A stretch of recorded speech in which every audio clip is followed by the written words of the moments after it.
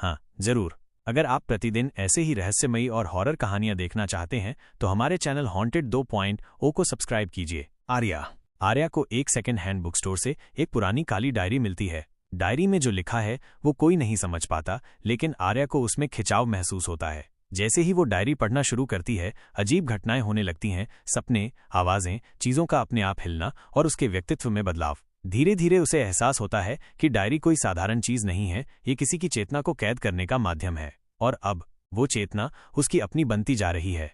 रात के ठीक 11:47 थे। आर्या अपने कमरे में अकेली बैठी थी। बाहर हल्की बारिश की बूंदें खिड़की से टकरा रही थीं। उसके सामने एक पुरानी, धूल से सनी डायरी रखी थी, काले चमड़े की जिल्द, बिना किसी नाम के, बस एक लाल रंग का निशान, जैसे खून से बनाया गया हो। आर्या ने डायरी को पहली बार 3 दिन पहले एक सेकेंड हैंड बुक स्टोर से खरीदा था। वो दुकान जो शहर के पुराने हिस्से में 2 बंद दुकानों के बीच दुबकी सी खड़ी थी। वो दुकान जिसका नाम तक धुंधला था और अंदर घुसते ही एक अजीब सी ठंडी हवा उसके चेहरे से टकराई थी। ये डायरी नहीं लेना चाहिए, दुकानदार ने कहा था। उसके स्वर में एक झिझक थी। क्यों? आर्या ने मुस्कुराकर पूछा था। क्योंकि जिसने भी इसे पढ़ा वो फिर वैसा नहीं रहा। आर्या को लगा ये भी एक ड्रामा है, दुकान का तरीका है सामान बेचने का। उसने बिना ज्यादा सोचे डायरी खरीद ली। लेकिन अब 3 दिन बाद उसने डायरी खोली थी और तब से कुछ ठीक नहीं था। पहली रात को ही उसने एक सपना देखा, एक लड़की जिसका चेहरा जला हुआ था, वो कुछ बोल रही थी लेकिन जबान नजर नहीं आ रही थी। दूसरी रात उसके कमरे की घड़ी उल्टा चलने लगी थी। तीसरी रात डायरी अपने आप मेज पर खुली पड़ी थी, ठीक उसी पन्ने पर जहां उसने पिछली बार बंद की थी।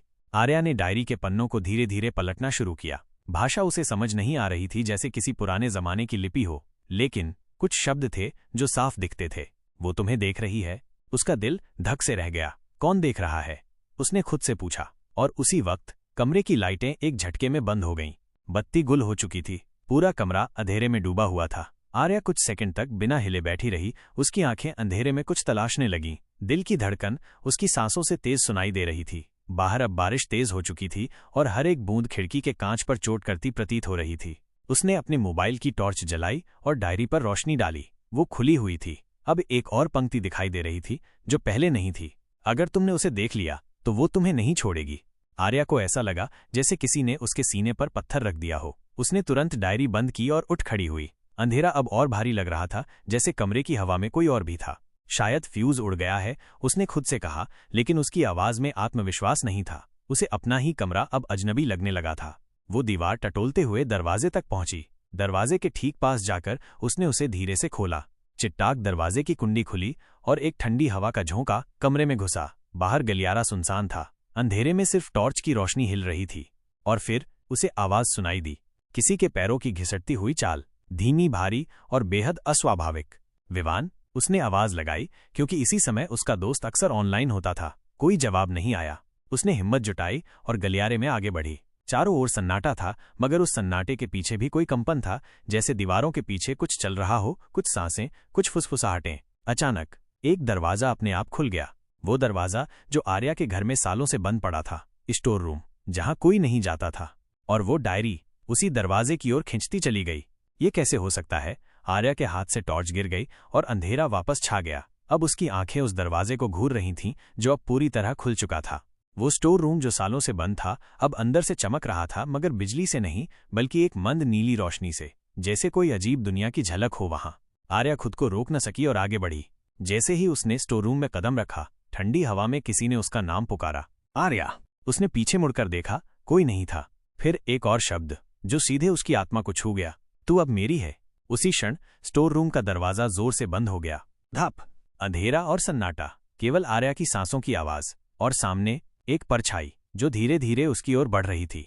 स्टोर रूम का दरवाजा बंद हो चुका था। आर्या अकेली थी उस नीली रोशनी से भरे उस छोटे से कमरे में, जो अब छोटा नहीं लग रहा था। कमरा बड़ा लगने लगा था, जैसे उसकी दीवारें पीछे खिसक रही थीं, जैसे वो एक छोटे दरवाजे से किसी दूसरी दुनिया में घुस आई हो। चारों ओर वही नीली रोशनी थी, न बल्ब न लाइट। उस रोशनी का कोई स्रोत नहीं था, लेकिन सब कुछ दिख रहा था। और जो चीजें दिख रही थीं वो उसकी याददाश्त को चीरती जा रही थीं।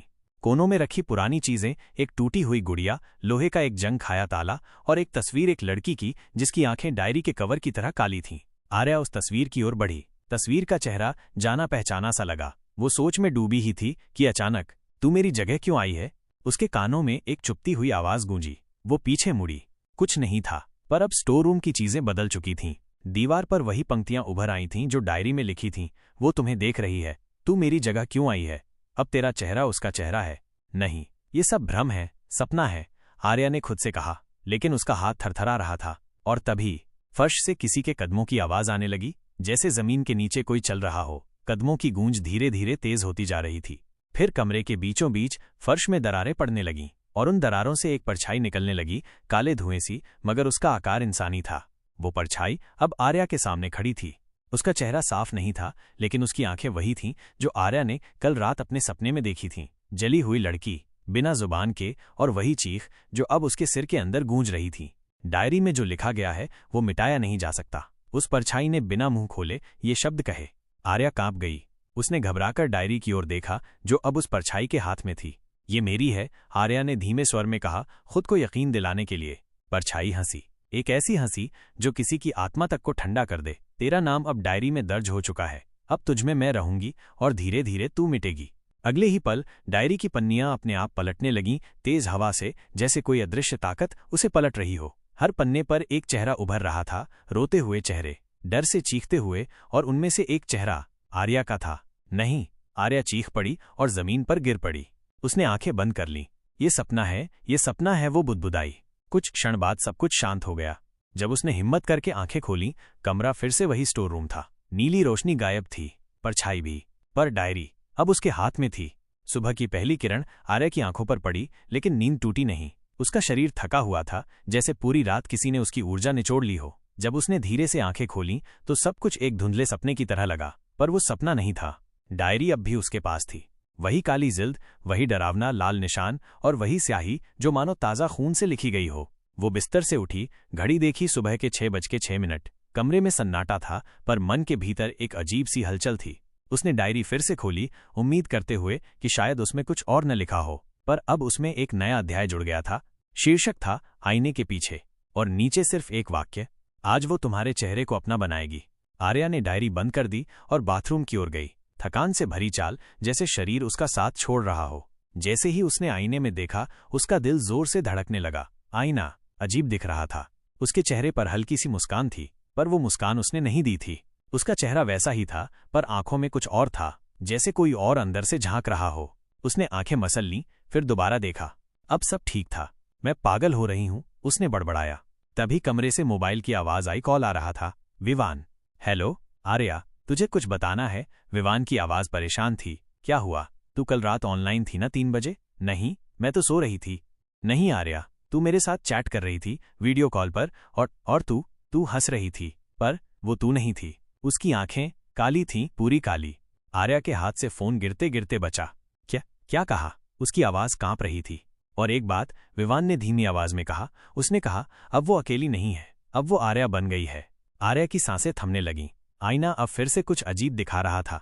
उसके चेहरे पर एक और चेहरा आ रहा था, धुंधला, जलता हुआ और हंसता हुआ। आईना अब तेरा सच नहीं दिखाता, वो अब उसकी आंखों से दिखाता है।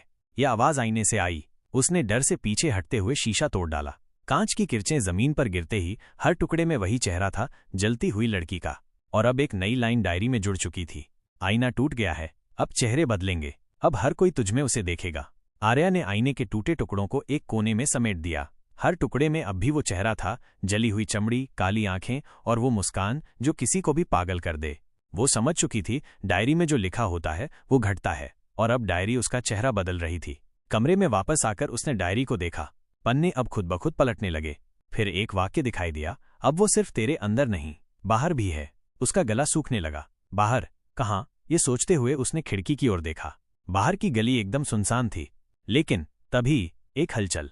सामने वाले मकान की छत पर कोई खड़ा था, काली परछाई, वही चेहरा, वही जलन, वही मुस्कान। ये क्या हो रहा है?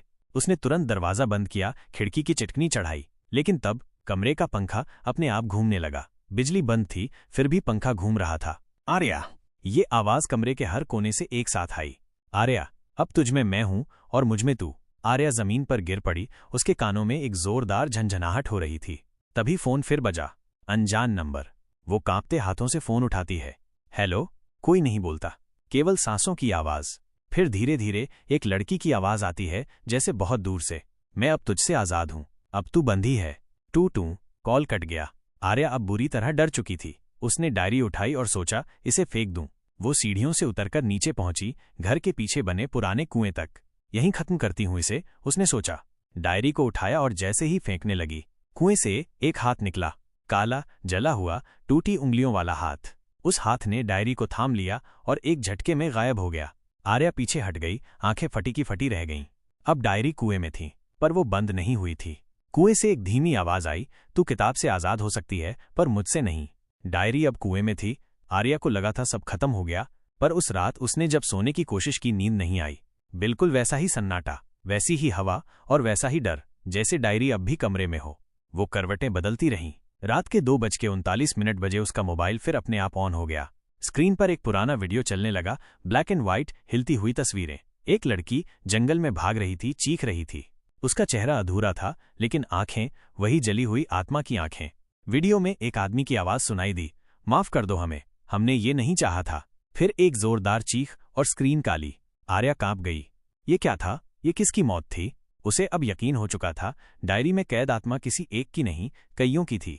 सुबह होते ही वो लाइब्रेरी गई, शहर के पुराने हिस्से में, जहां बहुत कम लोग जाते थे। पुरालेखों, ओल्ड रिकॉर्ड्स के सेक्शन में उसे 1985 की एक खबर मिली, जिसमें लिखा था, 18 वर्षीय छात्रा सिया मल्होत्रा लापता, आखिरी बार कॉलेज की लाइब्रेरी में देखी गई। सीसीटीवी नहीं, कोई गवाह नहीं। कुछ दिनों बाद उसकी जली हुई लाश पुराने कुएं के पास मिली। सिया मल्होत्रा। आर्या का दिल धड़क उठा। वो वही लड़की है। उसे यकीन हो गया, डायरी कभी सिया की थी, और अब सिया आर्या की जिंदगी जी रही थी। आर्या ने लाइब्रेरी में रिसर्च जारी रखी। वहीं उसे 2002 की एक और रिपोर्ट मिली। एक और लड़की तन्वी वर्मा गायब, फिर जली हुई हालत में कुएं के पास मिली। फिर 2011, फिर 2018, हर 7 साल में एक लड़की गायब। हर केस में एक ही कुआं, एक ही जली हुई लाश और कोई गवाह नहीं। अब सब साफ हो गया था। डायरी एक चक्र थी। हर 7 साल में एक आत्मा नया शरीर लेती थी, और अब 2025 में आर्या की बारी थी। उसी शाम उसे घर लौटते हुए एक बूढ़ी औरत मिली, जो सामने आकर खड़ी हो गई। सफेद बाल, सूनी आंखें। डायरी तुमने छू ली है? उसने पूछा। आर्या ठिठक गई। आप कौन है? मैं उस लड़की की मां हूं, सिया की। आर्या के रोंगटे खड़े हो गए। डायरी जलती नहीं, गुम नहीं होती, क्योंकि वो एक आत्मा नहीं, एक संघ है आत्माओं का। हर बार कोई नया चेहरा, और हर बार एक ही चीख। आर्या की आंखों से आंसू बह निकले। मैं इससे छुटकारा चाहती हूँ, क्या कोई रास्ता है? बूढ़ी औरत ने उसकी ओर देखा और बोली, रास्ता है, पर तुझे मरना होगा, बिना जल के, ताकि पहली बार डायरी को एक अधूरी आत्मा मिले। तब चक्र टूट सकता है। आर्या स्तब्ध रह गई। मरना? क्या यही एकमात्र तरीका था?